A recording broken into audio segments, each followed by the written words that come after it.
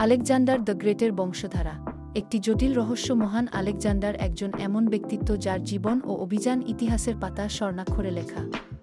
তিনি এক বিশাল সাম্রাজ্য গড়ে তুলেছিলেন যা ইউরোপ থেকে এশিয়া পর্যন্ত বিস্তৃত ছিল। কিন্তু এই মহান জয়যাত্রার পরও তার বংশধারা নিয়ে বিতর্ক চলমান রয়েছে। কেন বিতর্ক? অকাল মৃত্যু। মাত্র ৩-২ বছর বয়সে আলেকজান্ডারের অকাল মৃত্যু তার সাম্রাজ্যকে এক বিশৃঙ্খল অবস্থায় ফেলে দেয়া। কোনো শিক্ষিত উত্তরাধিকারী ছিল না। তার মৃত্যুর সময় কোনো শিক্ষিত উত্তরাধিকারী ছিল না। বহু স্ত্রী ও সন্তান। আলেকজান্ডারের বহু স্ত্রী ও সন্তান ছিল, যার ফলে উত্তরাধিকার সূত্রে জটিলতা দেখা দেয়া।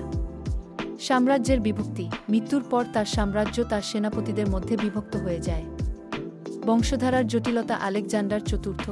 আলেকজান্ডারের স্ত্রী রোক্সানা এক পুত্র সন্তানের জন্ম দেন, যার নাম ছিল আলেকজান্ডার চতুর্থ। কিন্তু আলেকজান্ডারের মৃত্যুর পর এই শিশুটির নিরাপত্তা নিয়ে বড় ধরনের সংকট দেখা দেয়া। হেরাক্লিস। আলেকজান্ডারের আরেকটি সন্তান ছিল হেরাক্লিস, যার মাতা ছিলেন বার্সিন। কিন্তু আলেকজান্ডার তার জীবদ্দশায় হেরাক্লিসকে স্বীকৃতি দেননি। সেনাপতিদের লড়াই। আলেকজান্ডারের মৃত্যুর পর তার সেনাপতিরা সিংহাসনের দাবিদার হিসেবে নিজেদেরকে প্রতিষ্ঠিত করতে চেয়েছিল। ফলে তাদের মধ্যে ক্ষমতার লড়াই শুরু হয়।